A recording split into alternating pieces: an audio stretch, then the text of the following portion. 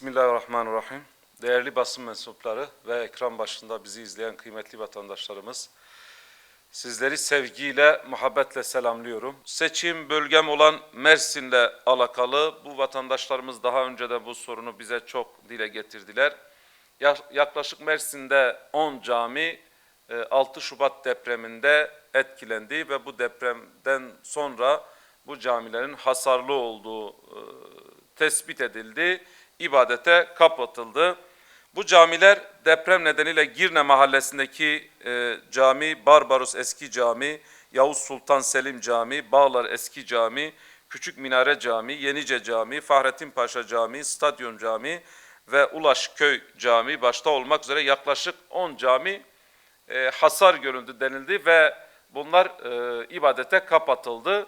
Ancak bu deprem sürecinden üzerinden 3 yıl geçmesine rağmen bu camilerle ilgili net bir şekilde, şeffaf bir şekilde kamuoyu bilgilendirilmedi ve vatandaş bu konuda talebi, bu camilerin akıbeti ne olacak, bu camiler ne zaman yapılacak, bu camiler ne zaman güçlendirilecek ya da bu camiler ne zaman yerinde dönüşümle tekrardan eski haline ibadethaneye açılacak diye bizden bu konuda sesi olmamızı istediler. Biz de bu vatandaşın sesi olduk ve diyoruz ki bu camilerle ilgili net bir şekilde kamuoyu bilgilendirilmeli ve bunların durumu ile ilgili en azından ibadete açılması ile ilgili bir takvim ortaya konulmalı.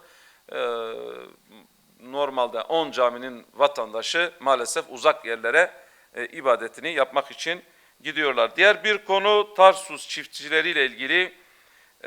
Bu yakın tarihte aslında bir yıl önce 36 ilimizde bir don felaketi yaşandı ve bu don felaketinden en çok etkilenen illerimizin başında da Çukurova illerimiz geldi ve o konuda özellikle narenciye yetiştiren çiftçiler ciddi bir şekilde mağduriyet yaşadılar.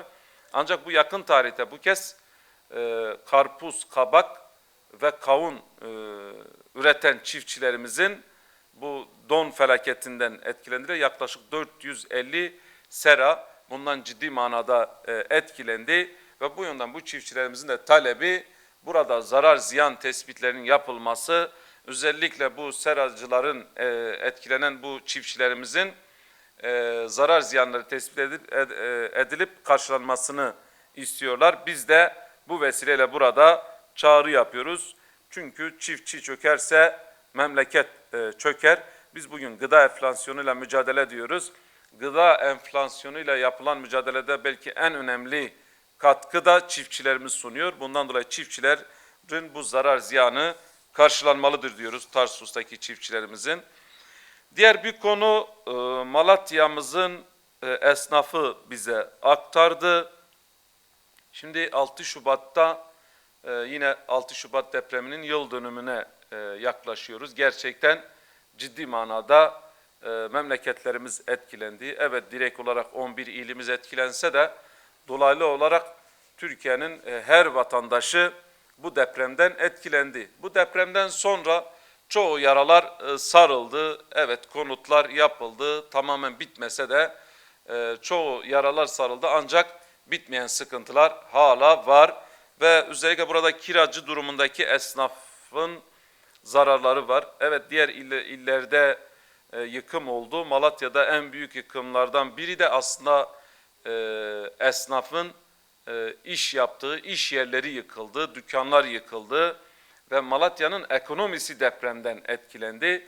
Ve bu kiracı konumundaki esnaf bize şunu söylüyor: bizim çoğu sermayemiz bu yıkımın altında kaldı ve biz onları bir daha kullanamadık, servetimiz gitti, ortada kaldık.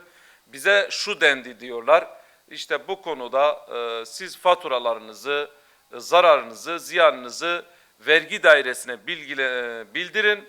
Biz o zarar ziyanınızı karşılayacağız diye. Ancak bu konuda hala bize bir dönüş olmadı.